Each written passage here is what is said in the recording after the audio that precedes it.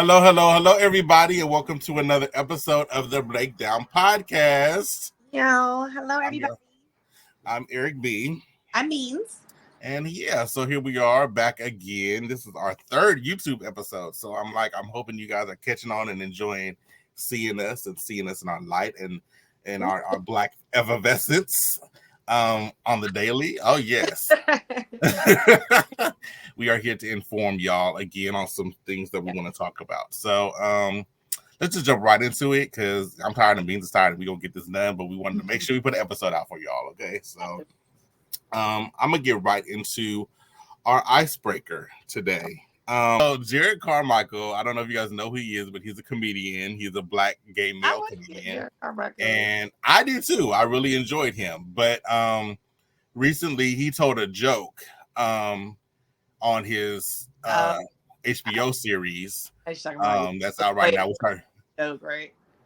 Yes. And so I really wanted to see this series, but then the joke is taking a lot of people and he's gotten a lot of flack for it. And so in the joke, he says that he says that sometimes he feels like the slave being taught to read by the master, who is his white boyfriend. And he said because his boyfriend is so like read and he reads a lot of books, and Jarrod doesn't read as much books as him.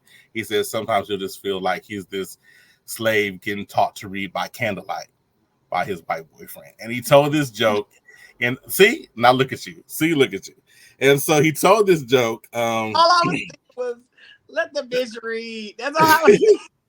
So here's actually the quote of the joke. This is what it said. It said, I sometimes joke to him that our relationship is like that of a slave and a master's son who like teaches me how to read by candlelight. Yeah, he groans too because he's a good person. He doesn't like when I tell that joke either, but I think it's funny. So he thought that joke was hilarious. He was told it in a room full. Most of his people that come to his shows, most of them are white, and so he got some chuckles and some laughs, and he thought it was funny. But he's getting a lot of flack for this. And so he went on the Breakfast Club to try to explain this. Now, I don't. There's a lot I don't like about the Breakfast Club, but even Charlemagne, is right, every now and then. And so this is just a clip I want to show. This is just a clip I want to show of him going on the Breakfast Club and trying to explain what this joke is.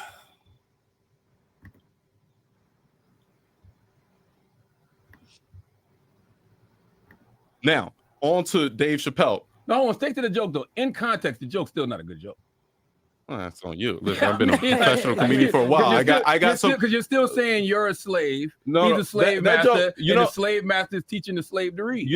Listen, I'm talking about my own personal insecurity. I'm an educated person. I'm usually the smartest person in the room. He reads so much, it makes me feel like, oh, do I even know how to read? That joke works if I had a black boyfriend. My boyfriend were black. That joke actually works better if I had a black boyfriend. And you the slave, and the white person is the slave. Listen, if you are, and you're from North Carolina, where know the first anti-literacy laws were created in North and South Carolina. Sure. But that's not my role as a comedian to start getting into like literacy laws and stuff like that. You've completely lost it. I evoke provocative imagery sometimes in my jokes. Some people are very sensitive to that. That's your right. You don't have to laugh at that. You could hear the word slavery and completely shut off. That's completely fine. But don't misconstrue what I said and don't make it into something that it's not, because that's where I start to get offended. Okay. So that is Jarrod's response to the comments. What do we think? What are our views on Jarrod and this joke that he told? And do you think that comedians or celebrities in general have a responsibility to, if not at least be empathetic or culturally sensitive to the situations and the jokes that they tell, or do they have free reign over their artistic expression? So for me, right, I don't think that when it comes to comedy, I think that there's of course, certain lines you don't cross, right? But I'm also a firm believer in if it's funny, right? So there have been some jokes I've heard that have been horrible jokes. That's why I was laughing when you heard, because why would you say that? Where it's it's funny, but it's like, oh my god, I have like dark humor. I understand dark humor. I think there's certain things that like you can never make funny. Like I feel like rape or like transphobia or like if you are not black or something, certain racist jokes, you just can't, they won't be funny. And I think that I get what he's trying to say, right? Like, so objectively, the joke is funny.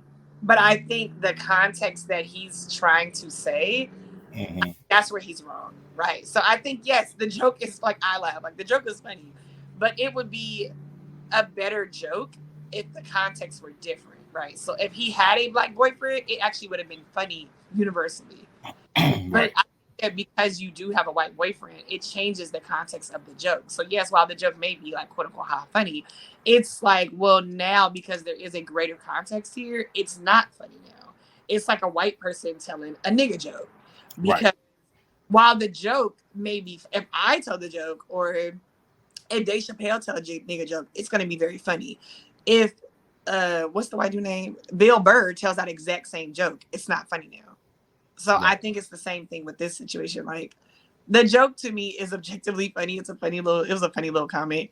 But because you have a white boyfriend, the context of the joke is different. So now it's not funny. Because it's like, oh, okay, yeah. Even and the fact that you're saying like your boyfriend groans, like, oh god, like because he understands that as a white man, there is no context.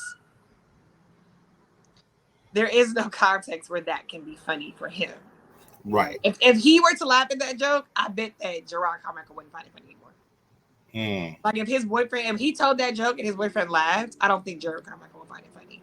He'd be like, oh, like, why are you laughing? Like, I think the fact that his boyfriend has the sense to not like the joke is what makes it to him is what makes it funny. Like, and I get that. That makes good sense how you said that. And I do think it's in the context, right? I think that I'm glad to hear that the boyfriend did not think it was funny, because if he had thought it was funny, I would think a whole different thing about Jarrod and about this conversation now. Yeah, but I do think it's in the context, right? You have this white boyfriend and you're going to make this joke. And yeah, maybe that is funny. I think that may be funny in the context of y'all relationship and how you joke, hee ha ha, but putting this out into the public air and you're doing it in a majority white audiences is the problem, because yeah, y'all think that shit is funny. And of course you understand the context of how serious it is. But when you're saying that to a whole bunch of white folks in a group like that and they're laughing at you, are they laughing with you or are they laughing at you? Because I don't think that they're laughing. I think that's the difference too. Like, I come from a family, like we got like dark humor. Like we laugh at things that probably aren't funny to other people. You and I know, like we do this all the time. Yeah. Right. But there's certain jokes, like certain memes and jokes that I will laugh at with you and like my best friend or in my parents. But I wouldn't repeat those jokes outside of my home. And they're not, of course, they're not like racist jokes or anything like that. But it's just certain jokes that I know are like, because of the context of them, they're inappropriate. And I wouldn't repeat those in a mixed environment. I wouldn't repeat it at work. I wouldn't repeat it around people who I'm not really close to, who really know my humor like that. And because that's the relationship that we have. I also agree with what you're saying. I think that it also makes a difference. The audience that you're telling the joke to also makes the difference as well, because that joke is very funny. You tell that joke to a black audience, you got a black boyfriend, that's a whole different joke. That joke is hilarious. Right. You telling that joke in front of a whole bunch of white folks, I do agree with you. They're not laughing with you. They're not laughing like, oh, that's funny that he's so well read than you. They're laughing like, yeah, ha ha ha, ignorant ass. Like, right. So yeah, it does make a difference. Your audience makes a huge difference. Like, yeah, because now if I'm a black person, like I said, the joke was funny to me. If I was like watching him stand up and he, he and I were having a conversation, he made a joke, I would have laughed. But if I'm in an audience and I'm one of like a handful of black people and I hear all these white folks ha ha ha it up, it's not funny. Right. Y'all really think that. A lot of y'all really, I'm not gonna say y'all, a lot of y'all really think that about us. A lot of y'all already have that mindset that you are intellectually superior to us. So for you to say that joke is kind of like reinforcing something they already think, and them laughing at that would piss me off. And it makes it because exactly. Now I'm like, well, what's funny? Right. Explain the joke to me like I'm 5. Like it's not funny no more. We gonna all get real uncomfortable real quick. Like, so I think the context is just, I think he's just I had to catch myself. I was going to say something. I think, well, go ahead and say, girl. Because I'm trying to think of how to say this without being like offensive. I think that sometimes people who spend a great deal of time with people that are not like them tend to do a lot of work to assimilate and appease them, the other people that are the opposite of them, and they tend to forget certain things. Like, I think that, and this is gonna just sound like, and I feel like this is an experience that's very universal to Black people or brown people too, like, not, you know, Black and brown folks. I think that when you are the Black one in the room or the Latino in the room or the Asian or whatever, when you're the other in the room, you have to act a certain way, you have to talk a certain way, you have to change certain things about yourself culturally to assimilate and to show like, well, I'm not that different. And I think sometimes a lot of that comes with self-deprecating humor, and a lot of that comes with like self-deprecation like remarks. So I've noticed that a lot of like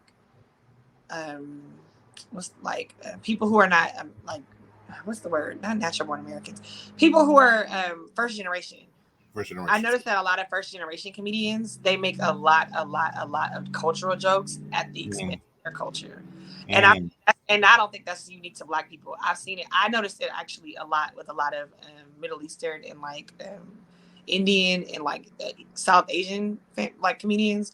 I noticed they make a lot of jokes about their culture at the expense of their culture, and they like mock their family's accents and they mock their family's customs, and it's usually to a very white audience. That a lot of the laughs they're getting are not from other people of their culture. They're getting a lot of laughs from white people who already have those concepts about their culture. Like they already think that about this person's culture. And I think that Black people do it too. I think we do it a lot too. I think like Black people, I think we do. I think that a lot of African American comedians go one of two ways. They either go like the Def Comedy Jam route, with very exclusively Black comedy show, and I feel like those have been the more successful, I would say, Black comedians in the last couple decades. But I think that now, because that style of comedy is not as profitable, a lot of people are going the opposite direction. And so it's like, you got to play to white audiences, right? Like if you want that Netflix special, if you want that HBO special, you got to play to white. And I think Jarrod Carmichael is very funny. I think that he's very talented. I'm not like saying he's not, but I think that when you have to play to a certain audience, you tend to use a lot of self-deprecating humor. And I think that a lot of times that comes at the expense of your own people, unfortunately. And I think, and my issue with that, and I do understand, like, okay, this is the audience that's been coming to your shows. This is how you pretty much got in a lot of your fame, because you did have a show on Netflix before, and it was very much Black-centered, I think, Black cast, which didn't do that well, right? And so now you're playing to your strengths, right? You got this HBO special, you got this white boyfriend, like you're finding success here.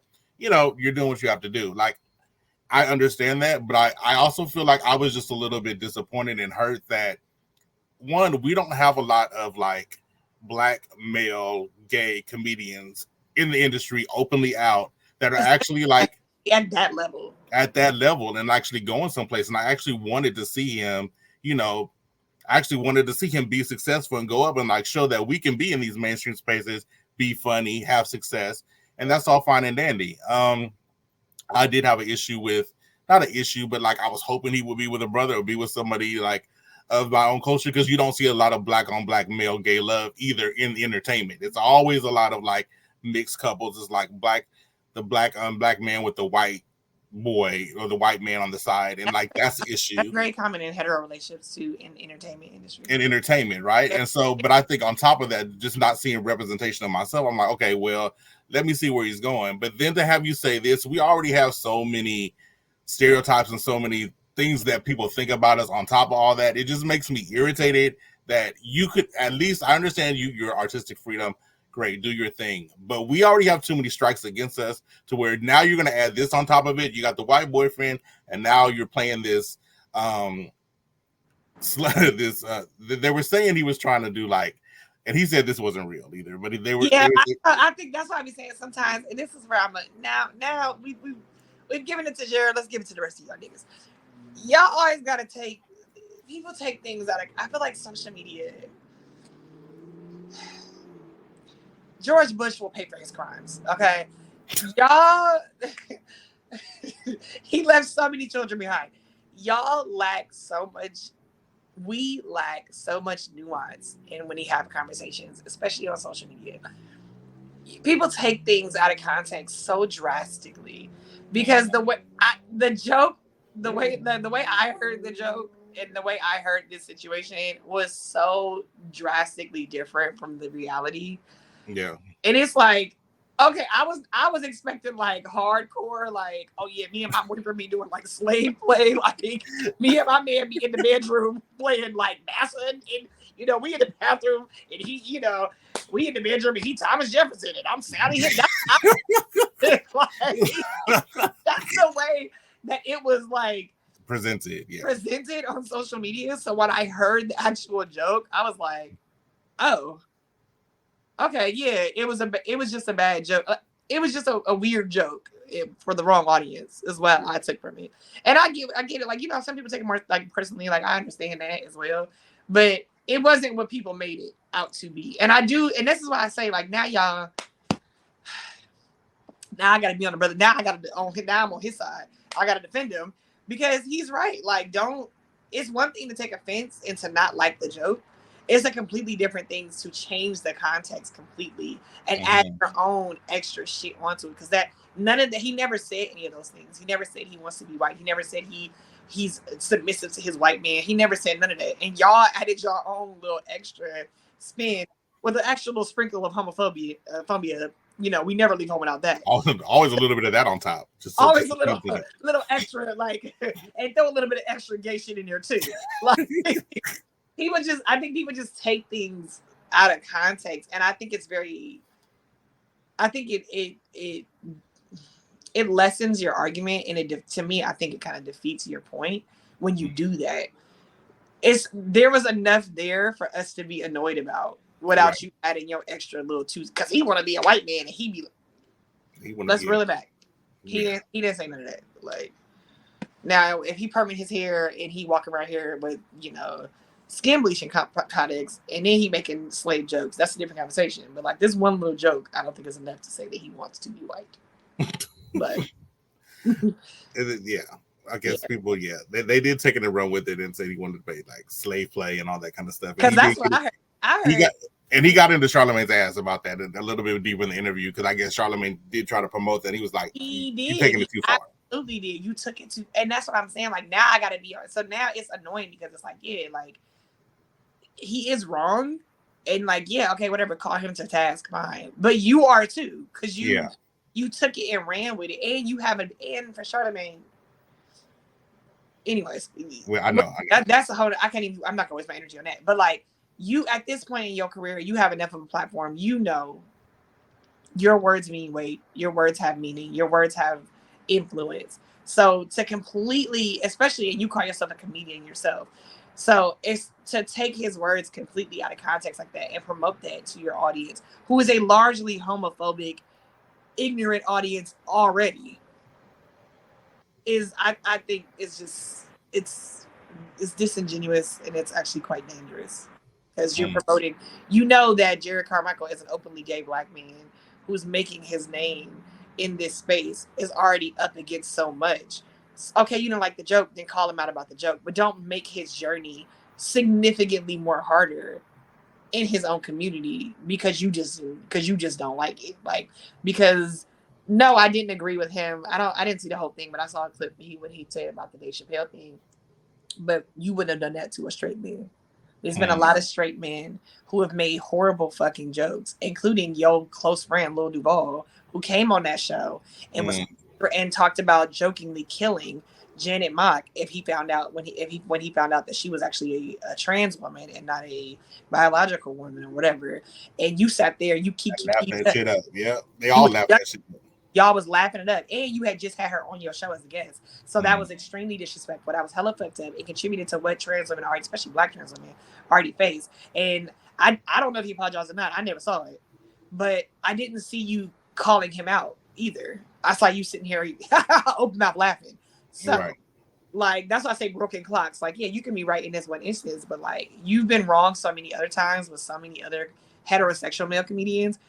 I'm not really trying to hear what the fuck you really got to say about Jarrod Carmichael, because you're not about to give him this hard nose, the black, because black community in North Carolina. Shut the fuck up, Charlamagne. Okay. No, because you're not gonna do that. Like, you're not gonna do that. You're not gonna give him, like, you're not gonna read Jarrod Carmichael the riot act because he just happens to be an openly gay black man. Because that's the only reason why you're doing it. Yeah. Like, it just feels disingenuous to me. Yeah. I definitely see that too. And I guess they're supposed to be friends or whatever, and so he called him out ahead of that. I don't know what happened with that. But yeah. So I just wanted to bring that to your attention and get your thoughts on it. For the most part, I am just upset with him for having that, for making that joke in the way he made it, in the context it came out with. I don't agree with that. And the audience that he did, and I agree. I don't agree with that. I think that was I think that was a house joke. That was a house joke. Don't bring that out the house. Yeah, keep that in house. I don't care, and I know somebody is gonna listen to this and say, like, well, any joke you make, you should be able to say it in front of anybody. Well, girl, I don't know what world you live in, but all of us have inappropriate comments that we have made in the comfort of our own home, in the safety of our community, that you probably wouldn't repeat at work, that you probably wouldn't repeat in front of strangers. It don't always have to be like a Nazi joke. Like, sometimes it's just a joke that's just an inappropriate joke that you wouldn't say in front of other people because you don't want to hurt nobody's feelings, like, or you don't want to offend anybody. So that's a joke that you make in the house, like within a certain space. Like, at certain spaces you would make a joke like that. And I just think that was one of those jokes. I think that should have just been a joke between him and his boyfriend. I don't think that's a joke that he should have told to the world. Yeah. Because now, like I said, a joke that was a innocent little funny little and that's my problem, because it was an innocent, but in the space of how that joke is taken, in the context of how we live, you open yourself up for it to become this huge, massive thing, because you can't just say a joke like that in this day and age, being the person that you are, and not expect people to take it and run it. And then try to double down and be offended. Try to double down. Yeah, that I didn't like that either. Then you're doubling down like this. I like that part. Yeah. Yeah. It's not my space. Like, that's not. You don't get to be offended because people are offended, and then say, like, well, you can be offended, but don't say. No, I'm gonna say what the fuck I want to say. I'm offended. Like, right. I don't give a fuck what you meant. I'm offended. Like, so either tell me straight up, I don't really give a fuck if you're offended or not, or just apologize and move on. I think that, like, a lot of comedians waste a lot of time and energy these days bitching and complaining about, like, oh, I can't be funny anymore, and cancel culture and woke. Like, shut the fuck up. If it's funny, it's funny. If it's not, it's not. And if you're not going to apologize to the people you have offended, then shut up. Take the criticism and just go on about your day. Like, I would respect them more if you just was like, I don't really care. I think it's funny. I would respect you more saying that and just going on about your day than you sitting here whining and complaining and trying to make us feel bad for you. Oh, nobody can make a joke anymore. Nothing's funny. Well, no, bitch, this is not 1955. No, we're not a natural comedy show. No, we're not laughing at nigga jokes and your mama jokes and transphobia jokes, and we're not laughing at that. It's not funny. Times have evolved. So either evolve with it, or you and your backwards ass audience can keep on yucking it up at your shows and leave the rest of us alone. And maybe that's his goal. Maybe he wants to stick with his white audiences, and I mean, if that's where you want to stick at, then do you. Like, but don't expect us to get on. Don't expect me to get on board with that shit. But then you need to stand in that, though. Yeah. So, but stand in that and say, well, I would have respected him more if he's like, you know what, the joke wasn't for y'all. Because even when he said he definitely lost me when he was like, well, this would have worked. This would have worked better if this was if I had a black boyfriend. You know, that is completely different, and it would not have worked, because why would you be sitting there saying that you feel like you're a slave trying to learn to read by candlelight with a black man? You wouldn't even make that joke in that context. And I think that's so, to me, like, when he said that, I was like, I think it's kind of funny because, like, so if you and I were having a conversation and you were, like, educating me on something like that, and I said that to you, we would both laugh because we're both black, right? We share there's a shared experience there, right? So I do actually think the joke would have worked better if he had a black boyfriend, because we would have all laughed, like, oh yeah, I get the imagery that you're trying to, like, conjure with this joke. Because your boyfriend is not black, though, it's not funny now. because y'all don't have a shared experience. It's not a shared history. There is a history of some little some poor little black boy say being learned taught to read by some little white boy, some massa. So it's not fucking funny now because that actually happened. Like, I don't know why people. I don't know why comedians try to act like they don't understand why people don't find certain jokes funny. Because like when people make those, like there was that big issue with the transphobia stuff that Dave Chappelle was saying, everybody tried to act so confused about why transgender people didn't think that shit was funny. And I was getting very irritated because I'm like I said, it's very disingenuous. You know goddamn well why they don't think it's funny. They are attacked and harassed and maligned and kept out of very basic things in human life just because of who they are.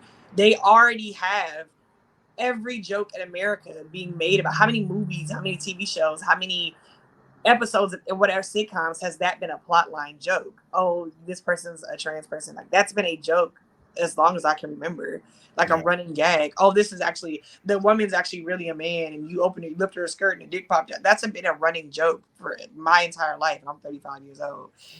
So yeah, and that joke gets trans women killed. It gets trans women attacked. It gets trans women mistreated and kept out of jobs and shit like that. So no, it's not fucking funny for you, this person with this platform, to go on a special that broadcasts to millions of people and make that same joke. It's not funny to me now because you're putting me in, your jokes are putting me in danger.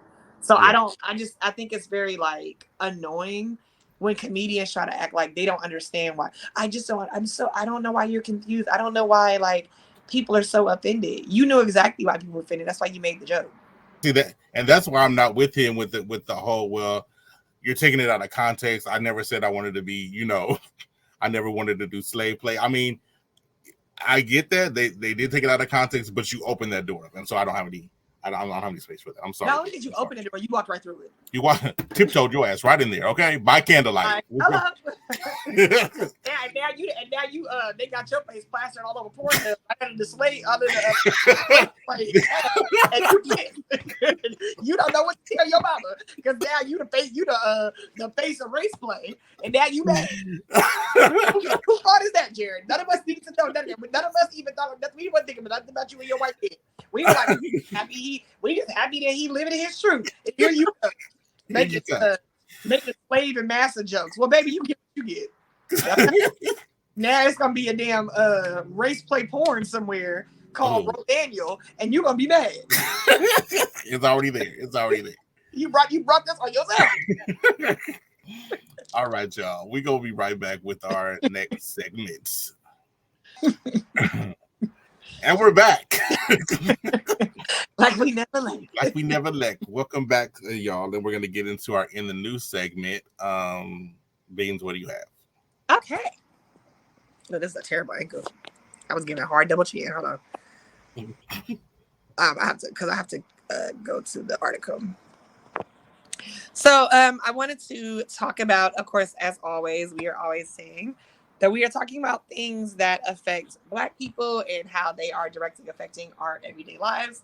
So today, some stories that I want to really talk about is a lot of the new laws that are being passed and how they are directly affecting Black people. A lot of these new laws, I want to preface this by saying they are happening in the South. In particular, these laws that I'm looking at are happening in the state of Louisiana. The reason why I think this is very important in particular is because there's this concept of, I think from a lot of people who live on the West Coast and up north or like the mid-east area, like above the Mason-Dixon line, as I say, that the South is just the South, right? And like that's just how the South is, and it's gonna be what it's gonna be. And we need to just separate, because I hear white people say this a lot too. We need to just separate ourselves from those southern states because they're never gonna move forward, they're never gonna grow, blah blah blah. Two things. One thing is there are still Black folks down there. Yes. So there's that, and I'm a whole heap of them. I would actually argue that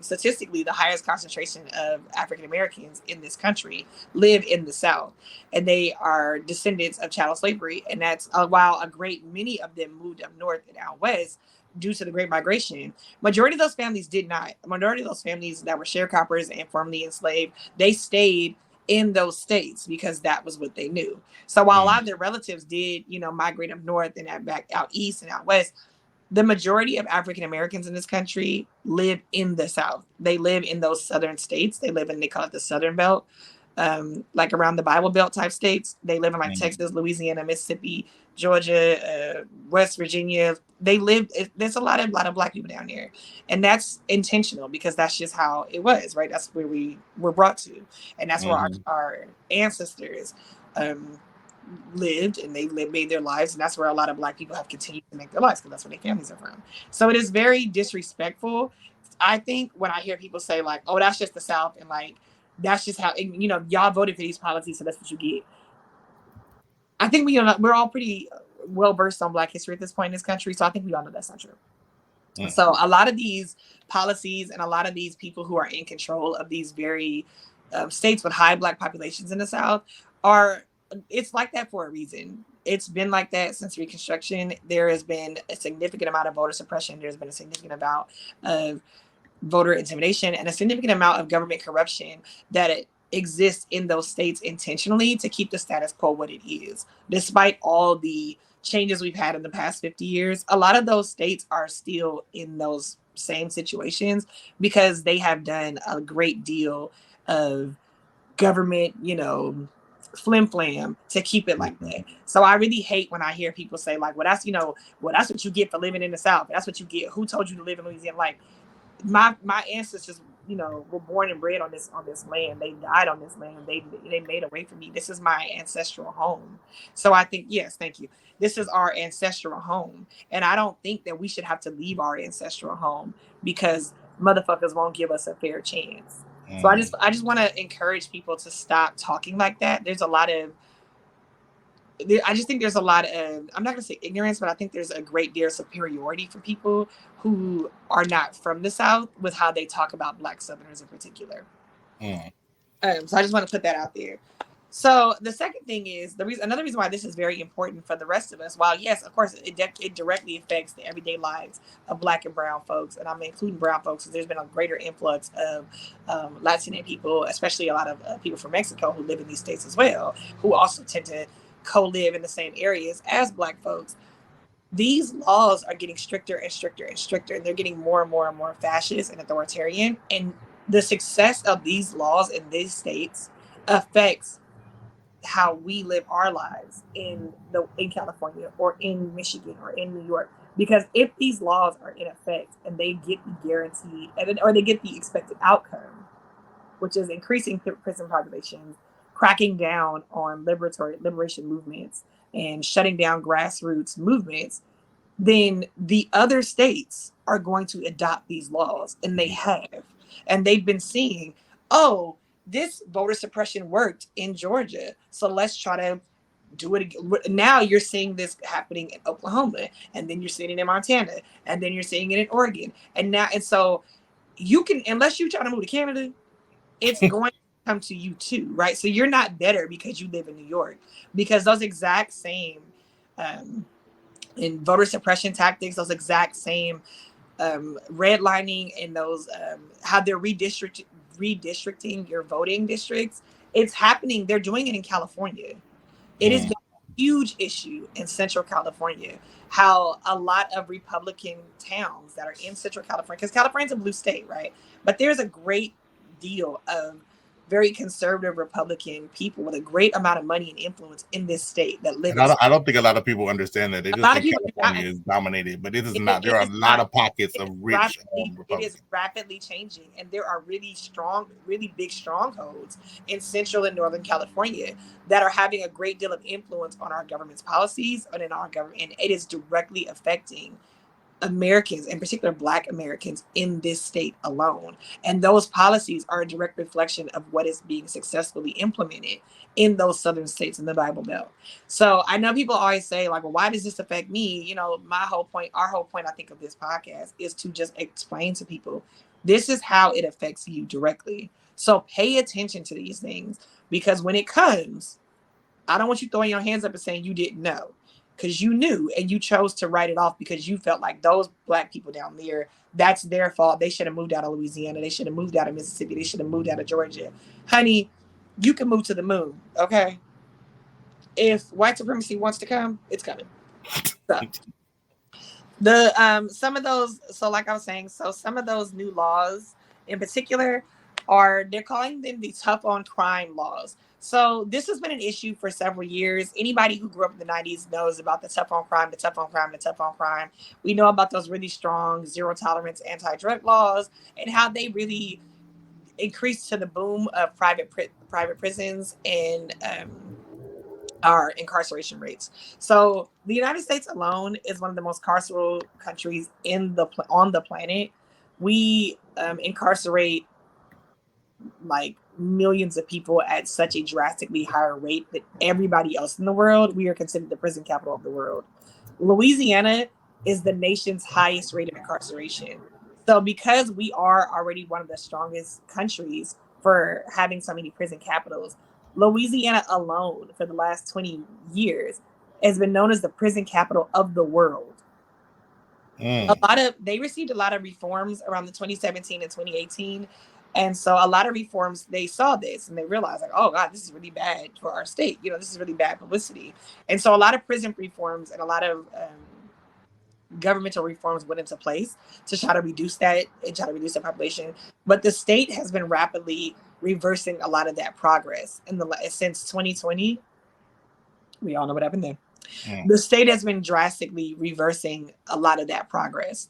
And so that's very, very dangerous for the rest of us, because the fact that this is starting to happen, they're pushing through a great deal of laws that are drastically affecting people. I want to say the majority of the people incarcerated in the state of Louisiana are Black people. They are Black Americans. And the second highest rate are Latinos. So that's something to speak to right there. That speaks to enough as it is.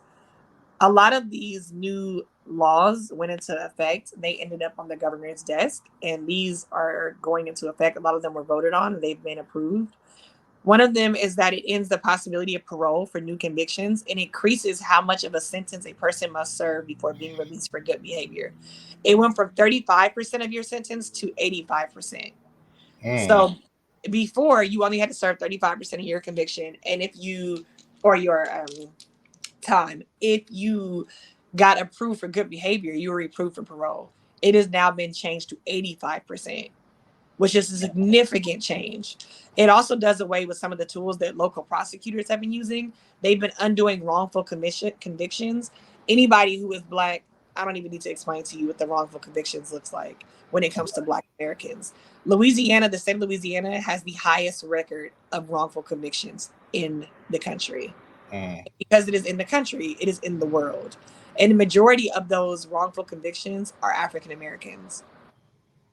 Wow. So again, this is a very, very big issue. And I think a lot of people tend to go like, well, if you don't commit the crimes, you don't have to worry about that.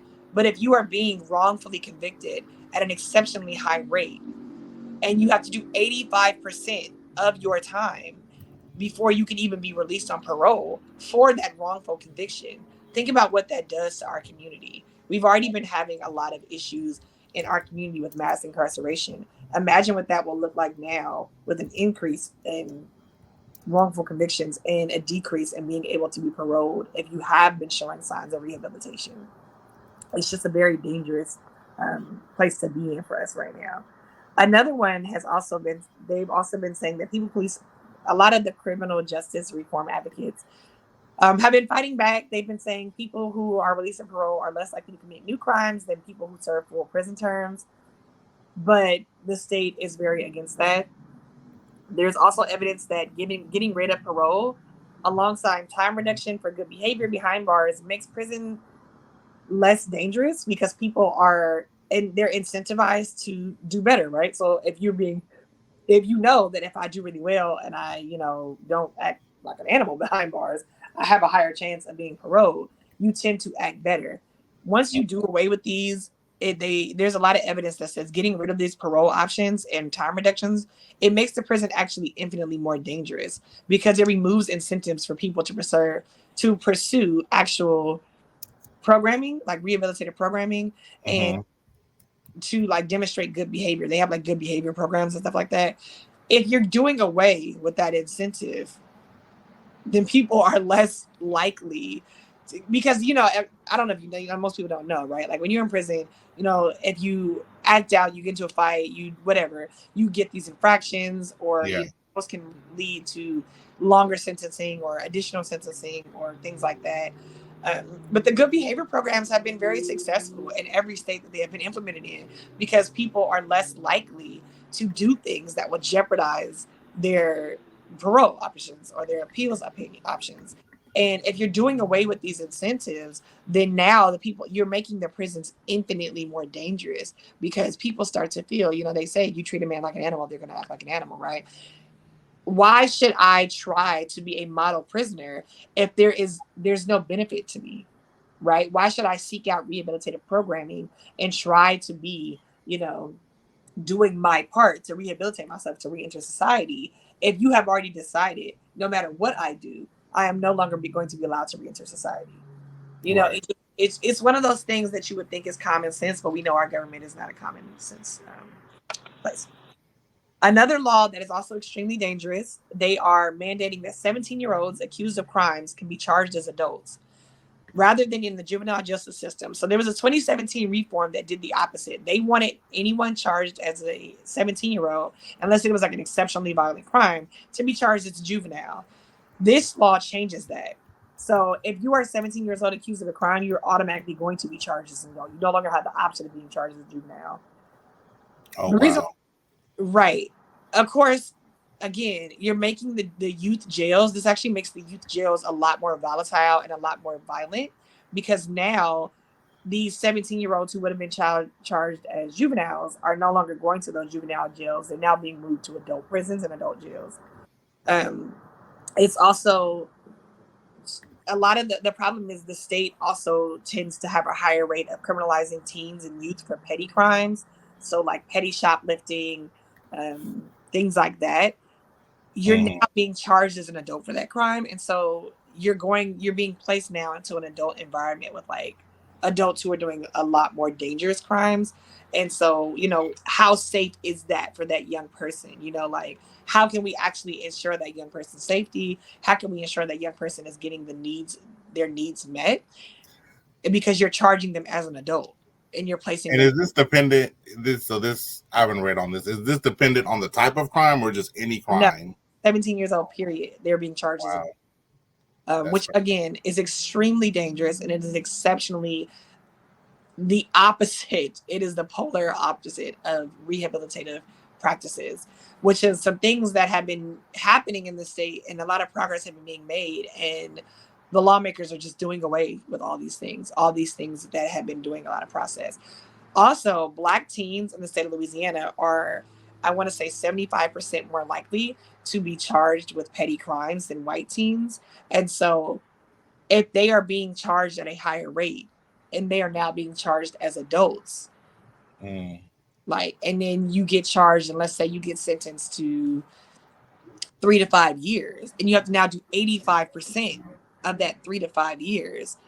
What are we like? You're throwing a child away for a petty crime, and what a lot of these misdemeanors are now being bumped up to felonies.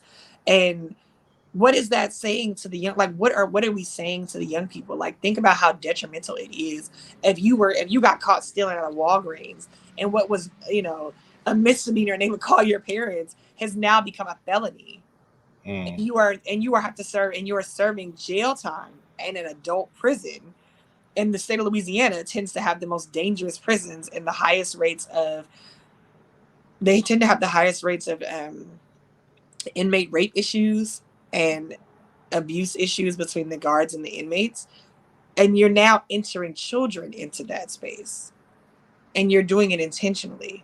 So I think that, again, a lot of people are saying, oh, well, that's just Louisiana. That's just Louisiana. And we have to keep reminding people, if this is happening in Louisiana and they are successful at it and they are making more and more and more and more money from the mass incarceration of Black children, essentially, and particularly Black male children in this state, do you not think that that is going to now begin being implemented in other states? They're already doing it in Louisiana. They're starting it in Mississippi. They're starting to try to do it over in Georgia as well. And they're trying to do it in Florida. It is only a matter of time before it makes its way out here. And the thing is, out here, we're already having issues. People are already hyped up on this idea of like, we need to be tougher on crime. There's a lot of crime going on in the world, and going on in our cities, and nobody's taking care of it. And this is coming from a predominantly Democratic state, but there's still that fear mongering of crime. And so you look at these states and they're able to implement these laws. It doesn't take much for people out here to start feeling like, okay, well, this is our answer. This is our answer to kind of stop what's going on out here too. And it's absolutely happening. The article also goes on to talk about how, and they give examples of exactly what you just said. A lot of these tough on crime, quote unquote, bills are doing a lot of work. They're having a lot of rapidly advancing punitive bills being pushed into play. And they're really drastically rolling back a lot of the criminal justice reforms that we've received in the last 10 years, largely in response, like you said, to fears about quote unquote rising crime rates. In Georgia, for example, they've already passed a bill that has already been approved by the Senate and the House. It added 30 charges to the list of crimes that require judges to impose a cash bail to release a person from jail. A lot of these are minor and non-violent crimes like shoplifting and forgery.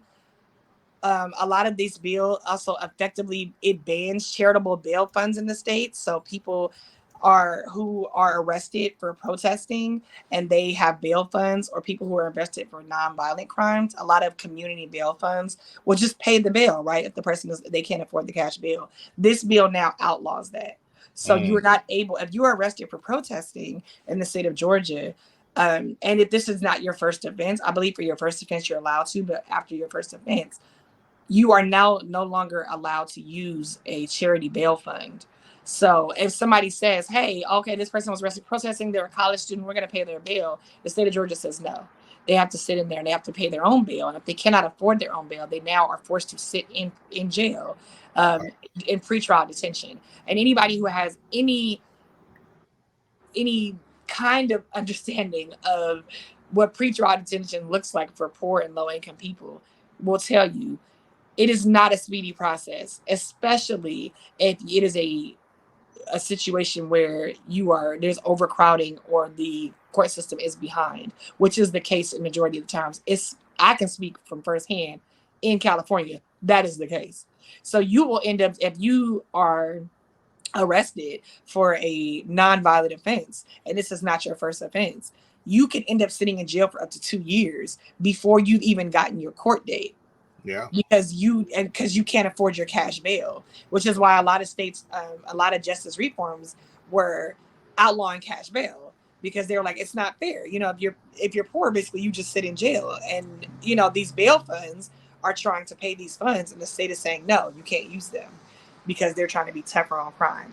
Another state that's also doing this sort of thing is in Kentucky. They also passed another bill that's also targeting charitable bail funds. Again, you cannot use a charitable bail fund if you are arrested. And in the state of Kentucky, moving forward, Georgia is also having that issue. Washington, D.C., they passed a huge crime bill that is very, very, very, very, very dangerous. It basically empowers police with the power, I guess, they can stop anybody that is suspected of a crime, and they don't have to have any type of evidence to stop you. So it's basically a stop and frisk law being put back into effect. The city of DC disproportionately, those stop and frisk laws are disproportionately applied to Black youth. And those laws were rolled back because it was so much overwhelming evidence that it was being disproportionately applied to young Black kids. And now that law has now been put back into place. And it's on suspicion. So realistically, the police, you could just be walking down the street And if they you can got, just decide they want to stop you, and that's just it. they can stop you. They also are stopping people for wearing facial coverings. So if you're wearing a mask, not, they, of course they banned the ski mask. Like, okay, whatever. I don't agree with that, but whatever.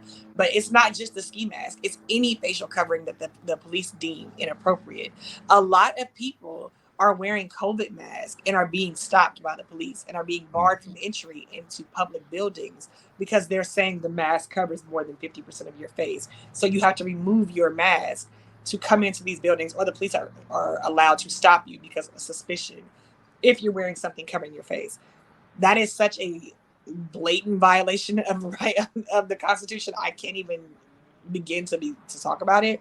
But it's a law now that is being put into effect because of these tough on crime laws. Again, I could definitely see that coming out here because of all the smash and grabs, and it's working its way out here. They're trying to do the same thing out here. It's just a very, very, very dangerous time for young Black people in particular, but Black people in general. A lot of these punitive legislative efforts are underway in Oregon, Tennessee, Vermont, and many other states. They are cutting a great deal of funding for domestic violence shelters and places like that so that they can put towards more. They're putting a lot more money towards policing, and they're cutting a great deal of funding towards domestic violence shelters, youth shelters, and after school programs that are ideally put into place to reduce crime among young people. And they're actually putting a lot of that funding into policing, into implementing these new laws. And so, like I said, again, we know, right? We all have eyes, we all see. And those who don't know, you're choosing not to at this point. We all have social media. We know that these laws disproportionately affect Black people. We know that these laws are largely written to target Black people. We know this. And so I think it's just a very dangerous time, and it's a very slippery slope because a lot of the protections that we have, governmental protections that we have as Black and brown people, but particularly Black people in this country, are very, very recent. The Civil Rights Act was in 1965. A lot of these laws and these the Voting Rights Act, the Civil Rights Act, and all these protections that protect us, that basically outlaw Jim Crow, the segregation laws and things like that. Those are very, very, very recent laws. Most of us have grandparents, most of us over 30, I would say. We have grandparents who lived through segregation, and they will tell you firsthand, like, the shit wasn't sweet, and not just in the South, in the North, in California, and so we have grown up, with this Generation X and millennials and Generation Z. We have grown up taking a lot of that for granted. And because it is the norm for us, we can't conceive of a world without it, right? A world where, you don't have certain protections and, the law is on my side and you can't do that to me because I'm an American citizen. That is a very, very new concept for Black Americans. We were not considered American citizens 50 years ago. 60 years ago, we were not considered American citizens at all. So a lot of these laws that are going into effect are really, really targeting that. And I'm not going to say they're going, they're not directly Jim Crow Black codes, but they are going back to that. I mean, but they are indirectly that, though. They just can't say. You can't say now these are Jim Crow laws. This is just how. They can't put up a sign that says no Blacks allowed, but they can absolutely create laws that target Black people. Target Black people, and in particular, I'm going to keep stressing this: Black youth, because I think that anyone who has read any kind of historical anything can tell you that the youth are the vehicle of change. The reason why we got the Civil Rights Acts and the reason why we got, the Vietnam War protests and the ends of apartheid and the Montgomery bus boycott was so successful, all these things that have been historical moments of success for us when it comes to fighting back have been done by young people. John Lewis was a teenager. Fred Hampton was a teenager. A lot of these people were young people. They were college students. They were high school students. They were young people who were the voices of change. They were the vehicle of change. A lot of the people who were doing the sit-ins and the freedom riders, and they were protesting, and they were like, joining these clubs and joining these organizations. These were young people. These were teens and young adults who were doing it. And that's why they're so scared of like young people, and that's why they want to change the voting age to 21. They want to move. Exactly. They know young people are the change. They are the change. And if you can lock up the young people, if you can instill fear and paranoia into them, and if you can lock them up and you can hold them down under fascism, then there will be no change. And so I think that's why a lot of these laws are specifically targeting young youth, in particular Black youth. There's a reason why they're charging them as adults now. They're trying to charge 17-year-olds. How long do you think before it's 15-year-olds? They're changing labor laws for young people so that you can start working. Before you had to be 16 and now you have to be 14, and then you had to have a worker's permit at 14, and now they're trying to say you don't need a worker's permit. You can start working as young as 12, and you can. They're doing that intentionally because if you're working, you don't have time to protest.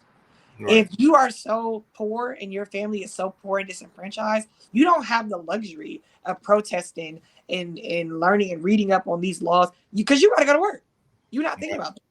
And if all the young able-bodied children are being locked up and are feeding into this mass incarceration vehicle, and now we're making more and more and more and more money off of prison labor, which is just free slave labor, then you now have a undereducated and a oppressed workforce that is essentially free labor, and we all know what we call that in this country, especially as Black folks. It's what Jarrod Carmichael wanted to be. No, I'm just joking, but yeah. But I think people make jokes about like, oh, they're going to have us in chains. And I have to keep telling people they already do.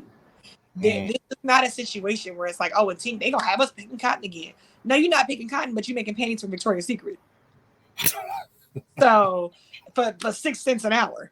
So yes, they're doing it, and they're doing it in our faces. And they're a reason why they're changing all these voting rights laws. There's a reason why the Voting Rights Act was allowed to expire, and it was not codified into law, and it was not, those protections were not put in place on a federal level. And there's a reason why the Supreme Court won't hear certain arguments that are against our First Amendment right. Like I said, how are you gonna tell me I can't wear a face mask in the middle of a pandemic, which is still going on? I know y'all like to pretend like it ain't. I cannot wear a mask because we have to see your face. If that's not the most blatant example of an authoritarian state, I don't know what is. If we told you in Iran you can't wear something that covers your face, the first thing people would say is, oh my God, that's not a democracy. That's, oh my God, that's a regressive regime. That's a horrible policy. And we're doing it in America. Like, it's crazy when you think about it. So these laws are very dangerous. The Supreme Court that we have right now is a very conservative leg Supreme Court. It is a Supreme Court that is very strong on punitive action. It is a very pro-police Supreme Court. It is a very punitive action Supreme Court. And it is very conservative. And they are doing a lot to not enforce things on a federal level so that states are allowed to enforce things at a state level. And again, I want to remind Black people, historically in this country, states' rights have never been good to us. The last time we had a whole bunch of issue with states' rights, we got the Civil War. Because these states operate successfully when their Black population is held underfoot. White voters in this country tend to vote in ways that may not necessarily benefit them either, but they vote in a way that will not benefit us at all. So yes, these laws, they affect white people as well. They absolutely do. They affect white people and Asian people and indigenous people. They affect everybody. But historically in this country, white voters will vote with whiteness before they vote with fairness, because they know if we vote a certain way, that Black people and brown people will benefit. And historically, a lot of white voters don't agree with that. And so we have to be very careful with waiting for somebody to try to save us. We have to be very intentional about seeing it and knowing what's going on and understanding what's going on so that we can vote accordingly, so that we can speak up and make noise about it, so that somebody can say, hey, this isn't right, so that we can get those white allies on our side to say, oh my goodness, this is affecting this entire community in a really drastic way, and we can't allow that. But we can only do that if we know what's going on and informed. I think that on top of that, just like you said, I think we have never been in a space where it's been more important to vote for your local elections and your state elections as we are now, because as being just stated, the way the Supreme Court is set up, if you think you're going to get those federal protections or they're going to protect you overall, everything, they want to push it back to state level. And so if you're ignoring that and you're only worried about who you're voting for president or whatever that is, you're ignoring a lot of laws and spaces where you can help yourself, at least on the local level, because these, as you see, these white folks are out here on the local level voting in their best interest. And I'm talking about white folks, like some of those states where you wouldn't have think they would have supported abortion and supported women's rights and reproductive rights, are turning around and saying, now, wait a minute, this is affecting me. Like, we don't want this here. We may not, and they still don't agree with what's going on and supporting black folks. Let's not get it twisted. But they also, like you said, are voting in their best interest, which is to keep some of these laws on the books. So they're going to, you're seeing it's working in those spaces. And we need to be knowledgeable that it can work for us if we get out there and take the opportunity, because your vote does matter. If it didn't matter, they wouldn't be doing these tough on crime laws. They wouldn't be trying to get people in prison to where they can take away your vote with felonies. If our votes don't matter, then why are you trying so hard to suppress it? If your vote didn't matter. And one thing I saw someone say once is that conservative voters and the voters who are very, very in favor of fascism, they vote every time. They're out there. They're voting. They're donating to campaign funds. They're promoting these things. They never say, oh, this isn't working, so we're just going to stop. But they never say that. They've been trying to get Roe versus Wade overturned for 50 years, and they never stopped voting for it. They never stopped promoting candidates who were going to vote against it. And then it happened. And then everybody threw their hands up and was so shocked. And if you think it's going to stop there, you are a bigger fool than I think that you are. Over 58% of the country is in favor of ending qualified immunity for police officers, which means that if a police officer commits a crime or breaks the law, you cannot sue them. They have qualified immunity. So you cannot sue them, or they can't be tried criminally in the criminal court. And you can't sue them because they broke the law, right? Over 50% of the country is in favor of ending this. And it will never be ended in our lifetime, most likely. Because the people who are in control are going to make sure that it is not ended in our lifetime. Because the police in its context in this country exists to protect the status quo.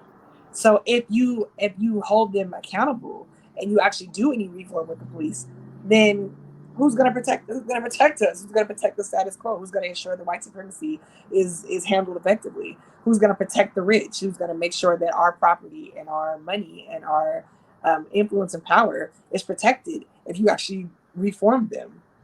There's a reason why these things are in place. And I think that we get so caught up in, things that, yes, are important, right? Like the Jarrod Carmichael thing, okay. And whatever's going on, with social media and whatever, it's okay. We can do two things at once. But I think that we put too much effort and focus on that. And we're not focusing on the things that are actually directly harming us or our children. So. All right, y'all. Box. And I think we have to move away from individualistic thinking when it comes to voting and when it comes to being aware of the laws. We have to get back to the collective, because it's not going to work. Trying to vote in your singular best interest is not going to work. There we go.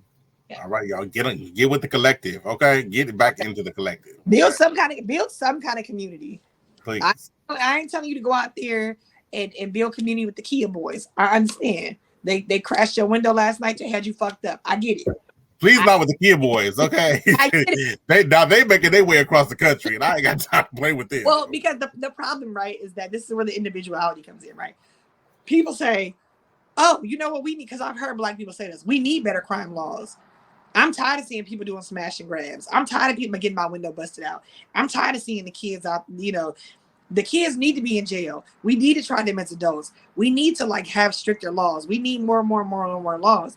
And I hear people saying this. I hear Black people saying this. Young Black people are saying this because they're tired of the crime and they're tired of being, harassed by criminals. I understand that. But I think this is where the collective comes in. Those tougher crime laws are not only going to be directed at them. Yeah. They're going to be directed at you as well. Right. I understand you tired of getting your window broke out. I understand. I don't replace my phone. I get it. But if we now make window smashing on the same as murder, right. I think we gotta come on. We gotta come back to it. It's too drastic as a jump, and I think we have to address the root cause. Yes, I mean, and I know people don't want to hear this. The issue is not that your window got busted out 4 times. The issue is that somebody had to bust your window out 4 times to eat. Because, or they had to bust out your window 4 times because they live in a van on the end of your corner. Because the housing prices on your street are so outrageous, they have to bust out your window to buy food or gas to move that damn Sprinter van that they living in. And I know people don't want to see that because in the moment you're just seeing what happens to you. Yeah. But you have to see the root causes that is causing this, because it wasn't like this 10, 15 years ago. Putting them in jail is not the answer. It can't be the answer. All right, y'all. Well, there it is. Beasley gave you a whole bunch of information tonight. So I need y'all to take heed, listen, and get out there in these streets because we need all y'all support to kind of change things up. All right, y'all. Let's get into our last segment right after this. In our breakthrough moment of the day, I want to give a quick little shout out. Shout him out. Here we go, y'all. So this right here, I want to give a good shout out to this person right here. This is Jay Jones. And Jay Jones, we want to congratulate them. The Howard University Student Associate Vice President, who was just elected to president of Howard University Student Association for the 2024-2025 academic year. In addition to serving on the 2022-2023 Howard University Royal Court as a representative for the College of Arts and Sciences, this marks a significant achievement for Jay and her running mate Highland in a highly competitive student government race. Jay, who identifies as transgender, has won her 3rd student campaign, paving the way as the first trans HBCU student to be elected president. Jay was announced as the winner on Friday, March 29th, just 2 days before President Joe Biden and Vice President Kamala Harris proclaimed March 31st as Transgender Day of Visibility 2024. HBCUs are leading the way in promoting visibility and acceptance, starting with HBCU students like Jay Jones and Malay Simmons from Johnson C. Smith University, who was the first trans HBCU queen. And so, I just wanted to give a little shout out to Jay Jones, who is seen right here. This is when they had just found out that they had won election as the first trans president of an HBCU. So that's amazing. Isn't that awesome? So I love seeing that story for Jay. All right. And just a reminder that April is Black Women's History Month, March is Women's History Month, and April is Black Women's History Month. So shout out to Jay for making history during Black Women's History Month. Okay, come on. I did not know April was Black. I didn't know either. I found out today. I was like, what? Anybody tell me nothing. Okay. Okay. Oh, well, shit. Okay, so next episode we're gonna have some Black Women's History show with some facts. I love that. All right, y'all. So this has been another episode of The Breakdown Podcast on YouTube. So I want you guys to go on and like, comment, share, subscribe, and share this with all your friends, your aunts, your uncles, everybody. Let's get that viewership up. Anybody you think is interested, and even if you don't think they're interested and you want to have a debate with us in the comments, that's what we're here for. But Come on, everybody. You can also listen to us on wherever you get your podcasts. We'll see y'all next time. Have a great week. Have a great week. Stay on their necks, y'all.